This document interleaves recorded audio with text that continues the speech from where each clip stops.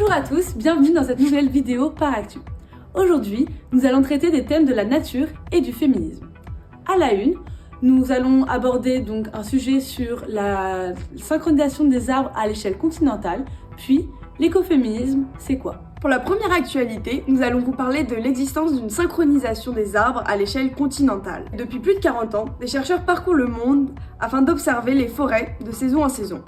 Leur conclusion: à chaque saison, le développement des arbres est le même sur un continent donné. Un peu comme s'ils étaient capables de faire coïncider leur fructification et leur floraison à grande échelle. Tout porte à croire qu'ils forment un organisme géant. Plusieurs pistes sont envisagées pour expliquer ce phénomène. Cela serait dû à des oscillations climatiques qui induisent des contraintes sur le développement des arbres, ou plus impressionnant, à une influence cosmique, car la production de graines coïncide avec l'irruption de vents solaires. Cependant, d'autres affirment qu'il existe une sorte de symbiose entre les animaux et les arbres, et que le développement des arbres est couplé avec les cycles de prédation afin de conserver un équilibre naturel.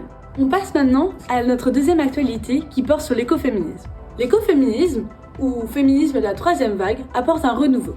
Il permet de redéfinir l'écologie et la pensée féministe. Il a émergé dans les années 80 en pleine guerre froide.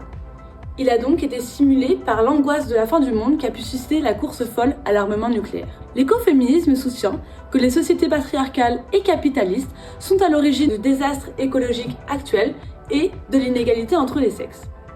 L'écologie nécessiterait donc de repenser les relations entre les genres ainsi que les relations entre les êtres humains et la nature. Pour finir, ce mouvement se définit également par la diversité des pratiques plutôt que par la recherche d'unité. Maintenant, nous allons vous proposer deux actus brèves afin de patienter avant la prochaine vidéo du Par Actu. Première actu. Suite à la fermeture de 2 points de restauration du Crous de Rennes, les étudiants de l'université Rennes 2 ont repris une des crêperies qui était fermée afin de cuisiner pour leurs camarades. Une belle preuve de solidarité. Le 31 janvier 1920, il y a 103 ans pile, naissait Benoît de Gros. On lui doit notamment l'essai Ainsi soit-elle, publié en 1975 et qui a eu un écho très important lors de sa publication. Nous pouvons rappeler une citation de cette journaliste engagée. Il a fallu 100 ans pour effacer les discriminations les plus criantes entre les hommes et les femmes, mais qu'attend-on pour abroger celles qui restent? Merci d'avoir visionné cette vidéo du Par Actu et rendez-vous dans 2 semaines pour une nouvelle vidéo. Et surtout n'oubliez pas, cette semaine, la TAS vous pose la question: comment promouvoir l'écoféminisme à Supop? Bisous de toute l'équipe du Par Actu.